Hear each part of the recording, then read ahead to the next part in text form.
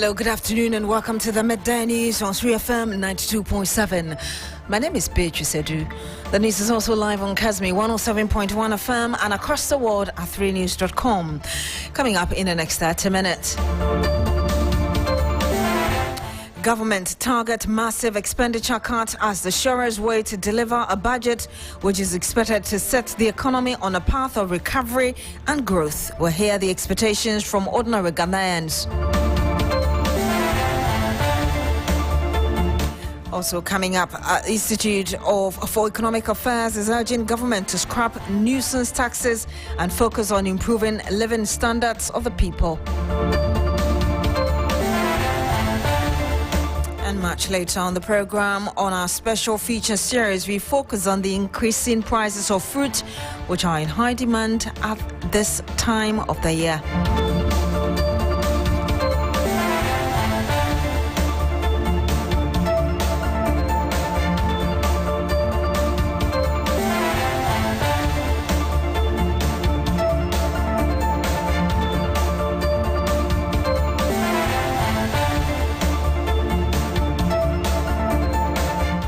Very much for joining us this afternoon. Now, Finance Minister Dr. Adu will present a high-stakes budget tomorrow, detailing President Mahama's plan to reset Ghana's economy amid mounting challenges.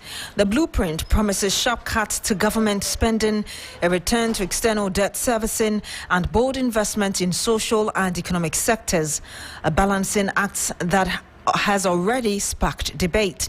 President Mahama, during his first State of the Nation address, pledged to tackle inflation, currency instability and mounting public debt.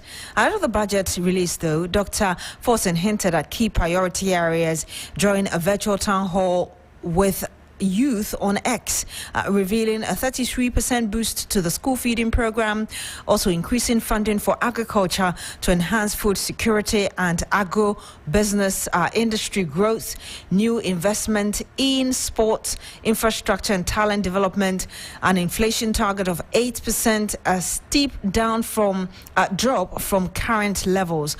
Let's hear the minister now, who assured that there would be financial allocations available to every item listed in tomorrow's budget.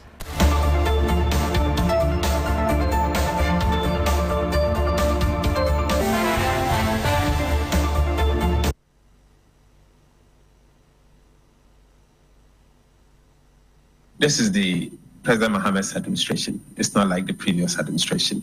And so if in the past budget was prepared, releases were made, and those releases were not actually paid by the Controller Accountant General, we should not assume that it is going to continue under President Mahama's administration. Budgeting has to be credible. And if you prepare a budget, you should prepare a budget with the hope that you are going to execute the budget. If you prepare the budget with wrong assumptions, and if you don't end up by ensuring that what you have budgeted for, you implement it properly, then it becomes a problem. But on the issue of releases, expect a strong announcement in the budget. And that I can assure you. Expect that. And then I think the last question was the last question. I think it has to do with allocations, isn't it? And you made reference to the District Assembly Common Fund and all. Let's wait for the budget. We'll make some strong announcement as part of the budget. Well, Dr. Adu also confirmed sweeping expenditure cuts across ministries and a resumption of external debt repayment. You'll be seeing some drop in primary expenditures because what we are seeking to do is to go through a very strong fiscal consolidation. You will see an increase in debt servicing because Ghana is resuming the payment of debt, because in the past 2 years, the government of Ghana was not servicing some debt, particularly the Eurobond debt servicing and all. But we have just resumed the servicing of those debts. And so you'll see an increase in the service obligation. If you adjust the servicing and look at primary expenditures, you see some significant reduction as compared to the outturn of 2024. That one, you should expect to see that. And I'll make it a point to announce the change in expenditure so that you will be satisfied and you'll be able to see that the government of Ghana has taken a bold step to reduce expenditure.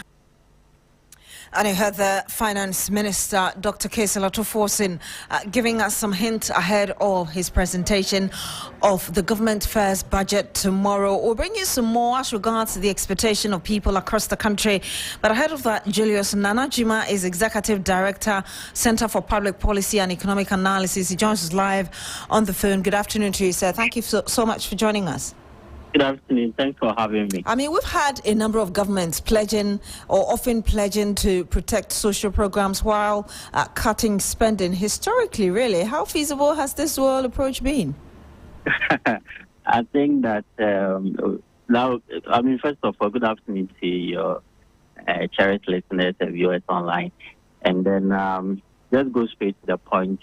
It has something to do with most of the time compliance issues.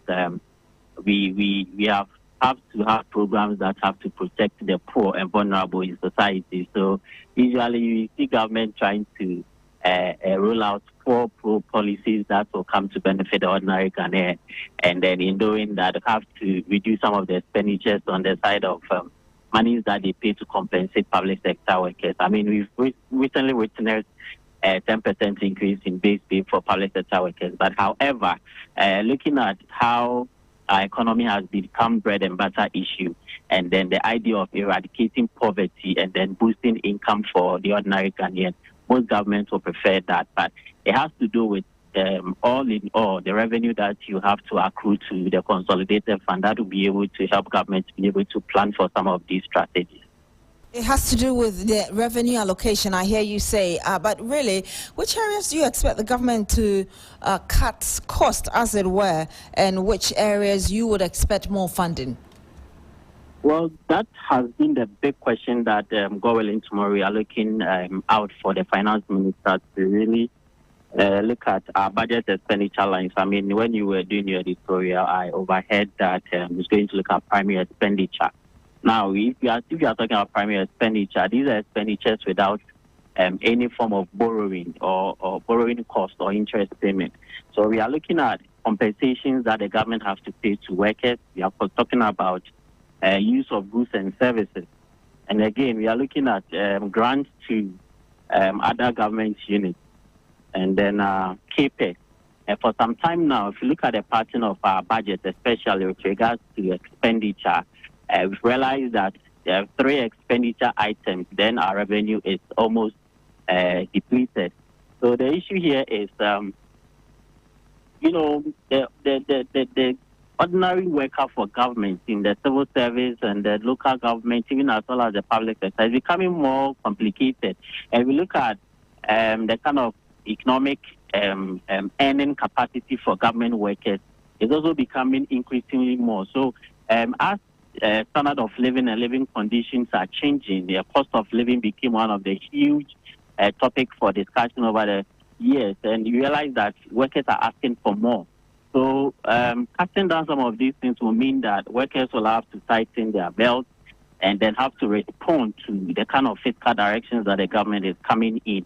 So it depends on how government will be able to appeal to workers. I mean, the government have done well by talking to the workers' union to accept the 10% as I indicated earlier on. But going forward, I don't know if public sector workers or civil sector or local government sector workers will be able to be buying in all the time and be taking 10% base pay, which is, really lower than even inflation rate or the rate of inflation that we have in the country. So it means that if the minister will have to now innovate more to be able to so come back to revenue and make sure how he's going to improve on revenue. And one of the things that has become, topical over the years or just quite recently is about the wastage in the system as well. I do ask myself, where are the wastages? Because look at the pattern of expenditure. They are really, really classified. But if we dig deeper, realize that the vehicle with which we used to spend, now the problem is the vehicle with which we used to spend money or do resource allocation on behalf of government, for and on behalf of government, which is procurement, has become the big deal, and that, there are a lot of inefficiency in the system, which is taking more government money out of the consolidated fund and then it finds itself into ordinary Ghanaian and business in the country where government do not earn value for money for all those monies. So I believe that the minister will have to now bring in stringent measures in tackling procurement the era of sole sourcing. If we are going to do sole sourcing, what are the rules? Do we respect the rules for really appointing a vendor to become a sole source contractor or a supplier for a particular government agency or an institution?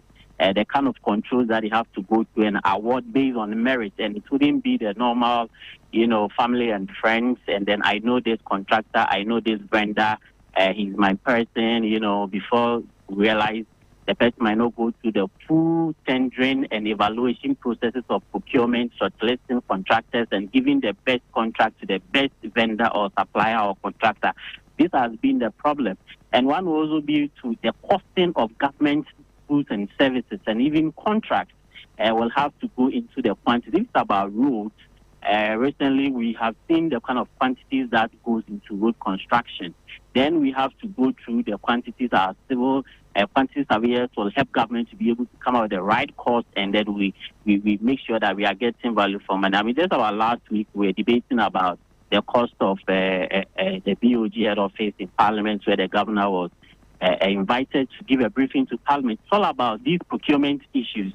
So I believe that procurement now has been a big discussion on the ground. The minister will have to put in controls for ministries, departments, and agencies, the kind of procurement they are practicing, and to be able to solve some of these inefficiencies in the system.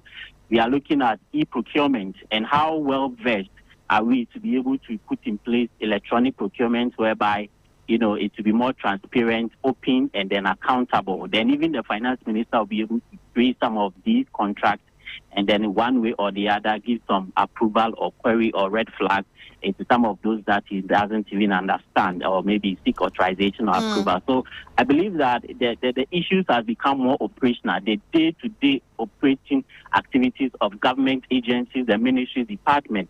This is where probably the minister will be focusing on to be able to cut the waste.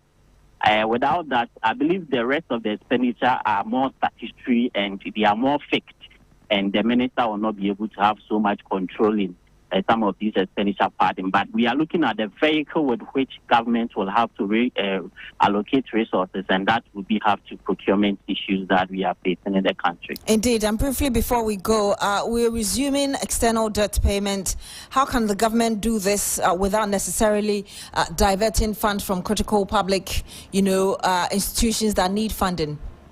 Well, it has to do with government tightening its own belt. I mean, domestic debt exchange or total debt exchange that we went through has been one of the big baskets when it comes to expenditure. Government will have to be paying some of these monies, and like I said, these are something that are fixed on government. Government will not have any control than to fulfill those liabilities and obligations. So it's a matter of looking for the money from your revenue, allocating it and budget for it, and make sure that you meet the right time to pay. So it has to do with your reserves and how you be able to grow your reserve, or even the debt service reserve account, which is popularly referred to as a sinking fund. So as you are getting money and then you are doing other expenditure, you also set aside or make provision for other monies to go into these sinking funds and debt service account. I mean, we know that the IMF is just around the corner. They are supporting us annually, semi-annually, or biannual with some form of money that is coming in. So all those revenue streams that will come to government, it's a matter of priority. Government should just prioritize domestic debt exchange, set aside any money that will accrue to the consolidated fund, instruct the finance minister, as the president have done in some or just recent areas of payment. Then the money goes into the debt service reserve account to be able to meet those obligations in a timely manner. And that will mean that bondholders will not have any cause to complain, and since we are looking at restoring confidence and trust back into the economy, we'll be able to achieve that. So we just advocate that government will be able to prioritize some of these obligations that are statutory, and then once monies are set aside, as and when government is making money from domestic revenue mobilization, some of the monies goes into to servicing these debts. Indeed. We'll have to end it here. Thank you so much, Julius Jima. He's Executive Director, Center for Public Policy and Economic Analysis. Thomas Khan is a man in the Central Region. He's gauging the mood ahead of the budget presentation tomorrow. Thomas, what have the people been telling you? So what people are expecting is that tomorrow, once the finance minister goes to Parliament, he talks about the policy of the 24-hour economy for residents. We think that this is a huge campaign promise that the people dwelled on to vote massively for the NDC government.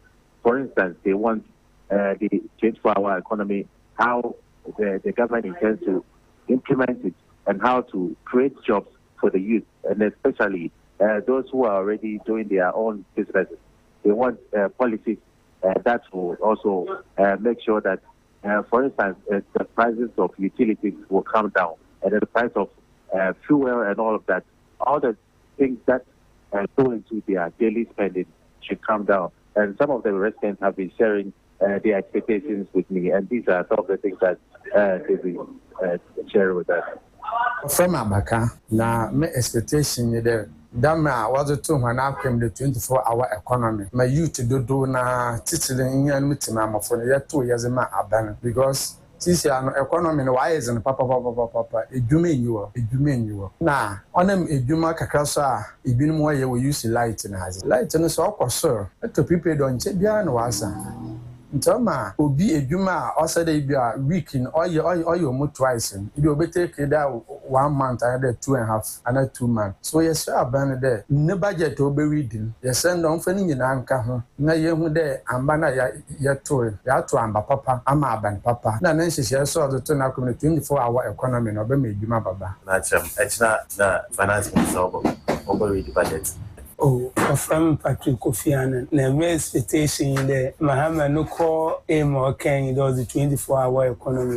The 24-hour economy no tell Obama system no will run 24 hours. Your youth will be Juma within it. It be a Juma Okada and a research here. Don't tell the 10 system near Jumanti. But yet no will reading. Even though the baby album today 24-hour economy no one is Shabia, even though the scar to one air, domino this war there. There, a human or Kadoz Babano, or the Lebas, and you know, so I can be Viaza, no, it's a contum, no, the chair, and a gun of. And you heard there some residents there. Thomas Khan is still on the line with us. Are you able to explain briefly to us what they were saying in Fanti?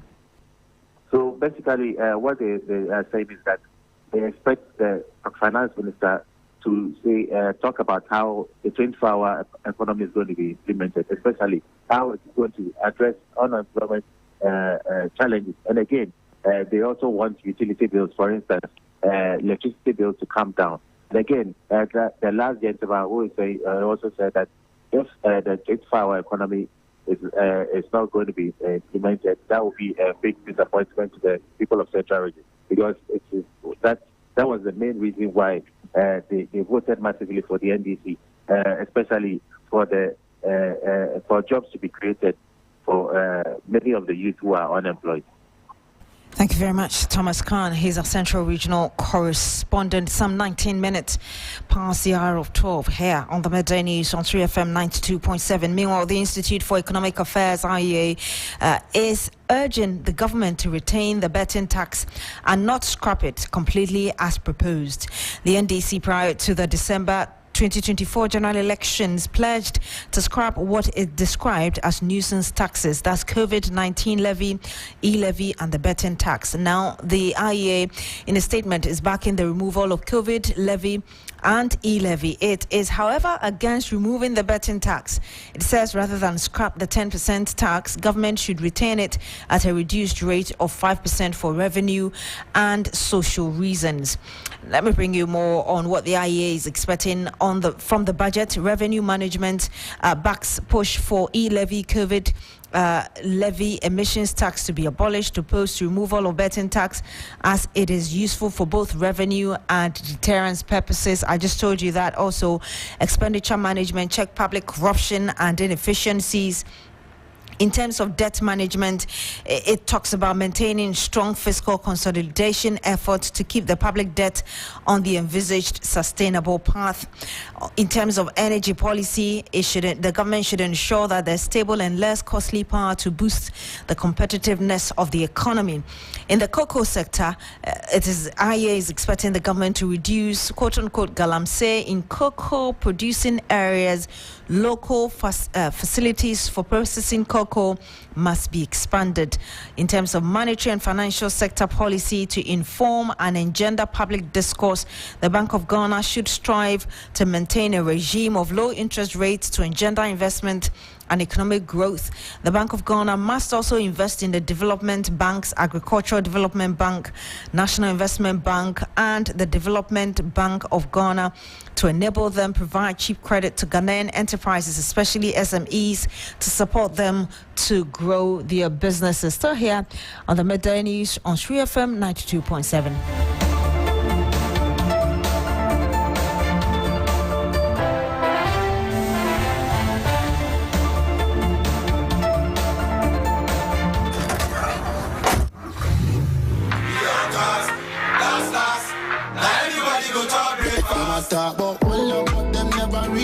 'Hey, ready to make your drive home epic? It's the 3FM Drive with the one and only Giovanni Killen right here on 3FM 92.7. Weekdays, 3 p.m. to 7 p.m. We're transforming your commute into a top-tier experience. Need a pick-me-up? Our music belt is pure energy, pure vibes. Stay ahead with the Drive Sports, bringing you the latest scores and highlights. Curious about the stars? We've got all the hottest trends, celebrity profile interviews, plus DJ faculty has got you. Monday, Tuesday, Wednesday, Thursday, Fridays on 3FM Drive. You know where it's at. This is where the action is at, live on the 3FM Drive on 3FM 92.7. Welcome to the 3FM Drive. That's right!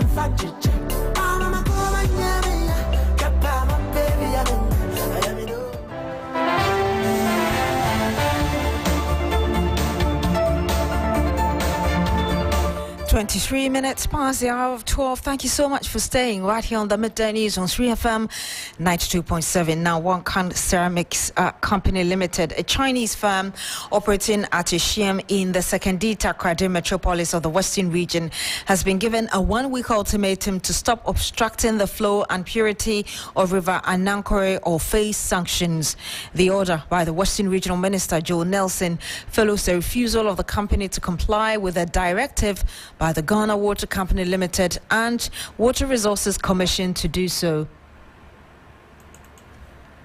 Sekindi Takrady is highly challenged with the availability of potable water due to galamsey activities, among others. As households continue to grapple with this, one of the major water bodies being utilized by the Ghana Water Company, the Anankore River at Intraban, has been blocked and been polluted since last year by the Chinese company Wankan Ceramics Limited.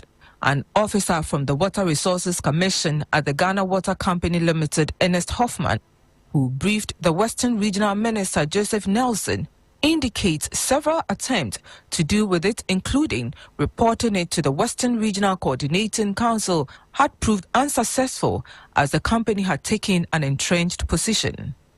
The illegal obstruction and obstruction by Wangan is affecting the dam level. So then we sought to find solutions to the issue. So upon investigation, we have images to prove we found solutions.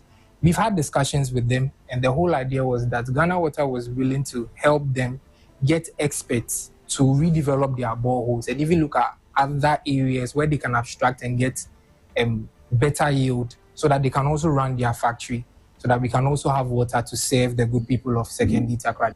Western Regional Minister Joseph Nelson, who gave the one-week ultimatum, says the company's activities should not tamper with the operations of the Ghana Water Company Limited.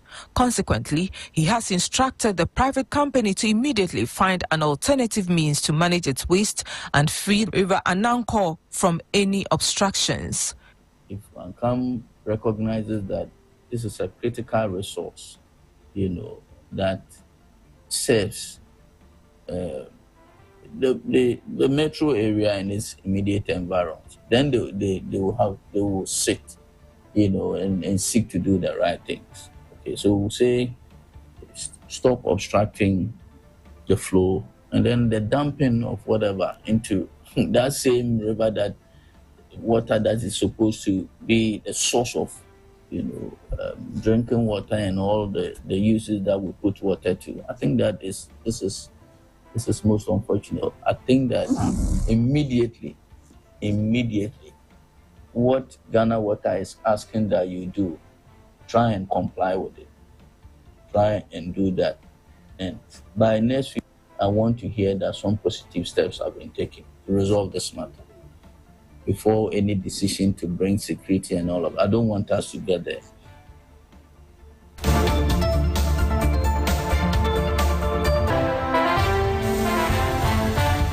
Irama Smith filed that report from the Western region. And before we go, fruits are a staple food during Ramadan, offering a refreshing and nutritious way to break the fast. This typically leads to booming businesses for fruit vendors. However, this year's Ramadan presents a unique challenge due to last year's drought. Bono East Regional Correspondent Belinda Tete has filed this report. Traditionally, dates, watermelons, mangoes, bananas, oranges, and other fruits are popular during Ramadan. However, this year's Ramadan coincides with Ghana's off-peak fruit season, which has been worsened by the recent dry spell. Mangoes and watermelons, two of the most sought-after fruits, are typically harvested between November and April, May and July, respectively. As a result, their availability and affordability have been significantly affected. Ransford, a fruit enthusiast, says last year's drought has impacted not only availability of fruit, but also their quality. He lamented that a few fruits available are not properly matured, yet come at steep prices. I came to buy pear, but due to last year's drought, the fruit couldn't develop the way we like it. Due to that, the prices has increased. The ones we usually get for 5 cedis are now 10 cedis and 12 cedis. Rukaya Yakubu, who visited the market to buy watermelon, was surprised to find the prices far beyond her budget. I wanted to buy watermelon, but now it sells for 25 cedis. That is beyond my budget, so I would have to stop buying. Mariama, a local fruit vendor, said the scarcity of watermelons and other fruits has led to the significant surge in prices. She explained that small-sized watermelons, which previously sold for 5 or 10 cedis, now cost 30 cedis, driving away customers. Bring you the full report later. And that's it for the news on 3FM 92.7. My name is Beatrice Adu. Thank you very much for joining us today. Log on to shrinews.com for more news. Have a good afternoon.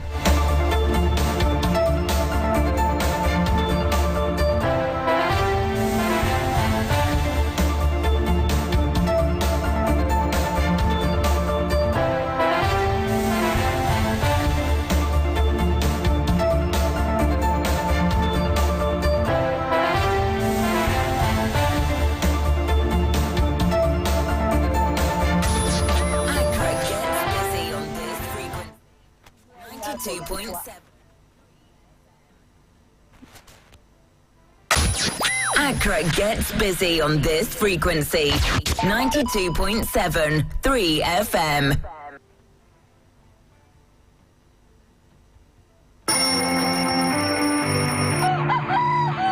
I wake up early every weekday because of you, to keep you on top of your game. Yeah!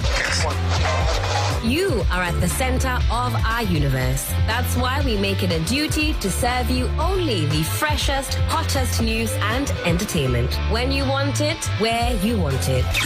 Good morning, Ghana, Africa, and the rest of the wonderful world. Welcome to Sunrise on 3FM 92.7. Start your day well informed. Start with us on Sunrise on 3FM 92.7. Catch the all-new Sunrise Morning Show on 3FM 92.7 with me, Johnny Hughes, Helena Piampofo.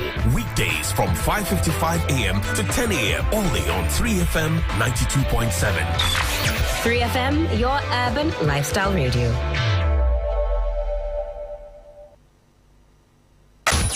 Accra gets busy on this frequency. 92.7 3FM. Accra gets busy on this frequency. 92.7 3FM.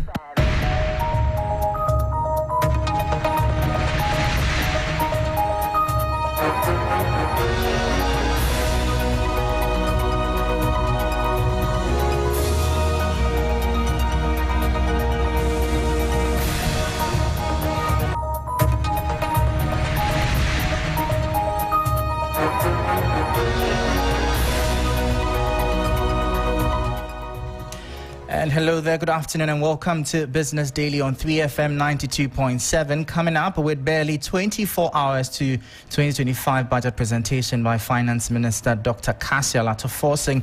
Institute of Economic Affairs IEA calls for tax reforms to boost revenue without burdening businesses. Meanwhile, accounting and auditing firm KPMG warns of 6.4 billion cedi shortfall if e-levy and COVID-19 levy are scrapped in the 2025 budget. And much later, also, Ghana Chamber of Construction, Ghana Chamber of Commerce and Industry calls on government to ensure the Women's Bank features in the 2025 budget. My name is Michael Obodu. Details of these and more coming up shortly.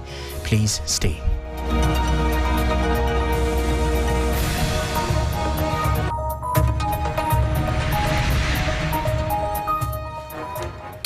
Thank you so much for your time. Straight into our top story. And the Institute of Economic Affairs, IEA, is urging the government to simplify Ghana's tax system, broaden the tax base, and explore new revenue streams as it prepares to present the 2025 budget and economic policy. The think tank warns that Ghana's low tax revenue to GDP ratio remains far below that of its peers in the sub-region. The following 3 Business News Desk report has more.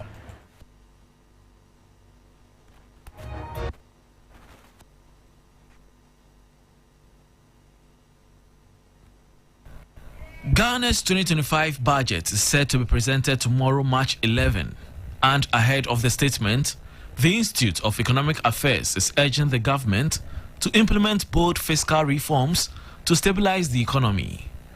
The think tank wants a stronger focus on revenue mobilization, including plugging tax loopholes and taxing digital transactions rather than relying on multiple complex taxes. On expenditure, the IEA is calling for rationalization of spending with a push to increase capital investments to at least 10% of GDP in the medium term. The Institute also expects a clear plan for managing Ghana's energy sector debt, restructuring the cocoa sector, and boosting financial sector resilience.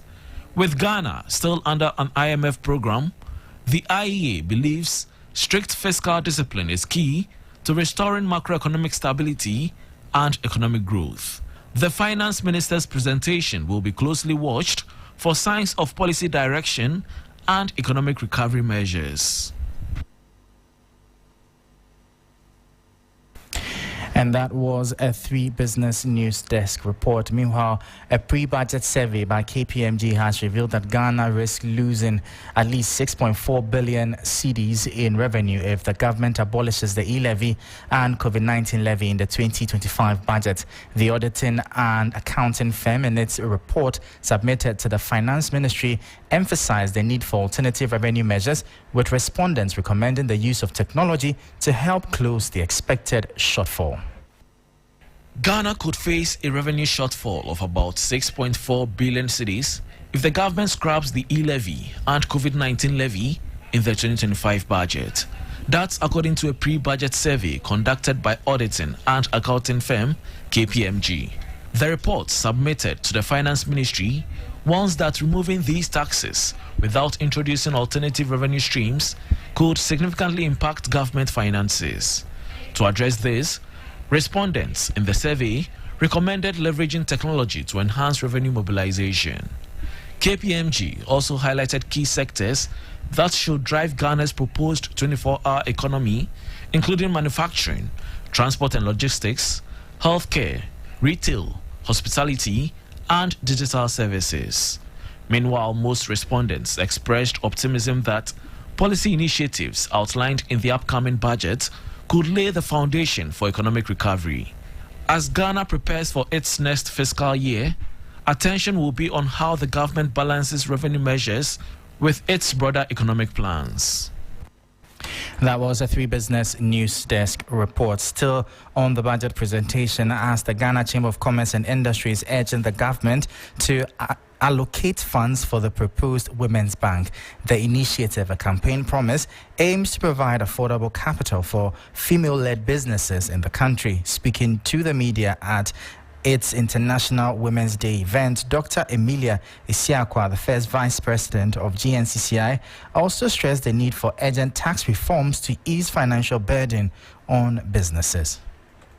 So then we expect that even this budget being read, we're going to have the Women Bank issue instituted. The Women Bank, we are ready for it, and so we should look at it. And then the taxes, our taxes, I think that is our challenge as well. The taxes are too high, a lot of taxes, and so even in this budget, we expect our government to also curb most of these taxes and then give this tax this tax incentives, tax waivers, so that at least businesses, we can get a lot of people, because the government is already talking about expanding it. So if we curb some of these challenges, I believe that we will have a lot of people coming on board, paying taxes for us to be able to put into good use. So that was Dr. Emilia Isiakwa. She's the first Vice President of the Ghana Chamber of Commerce and Industry. Now, away from that, Ghana's economy continued its upward trajectory, growing by 3.6% in the fourth quarter of 2024, according to the latest data from the Ghana Statistical Service. According to the government statistician, Professor Samuel Kobna-Enim, the services sector remains the driving force behind the country's economic growth, contributing significantly to the overall gross domestic product, GDP. The services sector, which includes industries such as finance, information, and communications, continues to dominate the economy, accounting for a significant share of the country's GDP. In the last quarter of 2024, in current terms, GDP oil estimate was 331 billion Ghana cedis, and in constant terms was 53 billion Ghana cedis, relative to 51 billion Ghana cedis that was recorded for the same time in 2023. From a non-oil perspective, the current GDP value for the last quarter of 2024 stood at 324 billion Ghana cedis, and in constant terms, having adjusted for the effect of price changes, GDP in the last quarter of 2024 stood at 50 billion Ghana cedis. From a GDP at basic prices perspective, we continue to see the dominance of the services sector, with the services sector contributing 49.2% of the GDP estimate in the last quarter of 2024. This was followed by the industry sector, 31.9%, and the agricultural sector, 19.1%. And that was government statistician Professor Samuel Kobna-Enim speaking there. Before we leave you, the Finance Minister, Dr. Cassiel Atuforting, has assured that the 2025 budget will target and cut wasteful expenditure. He added that the government will also be seeking to rationalize spending to ensure that more funds are advanced to sectors that will rather aid economic growth. He was speaking during an X space with the youth. The engagement brought together more than 60,000 participants yesterday. Responding to questions from the participants, Dr. Forson explained that the expenditure cuts will not affect growth and efforts to expand the economy. He revealed that government will make some significant allocation to the agricultural sector as part of efforts to improve the country's food situation.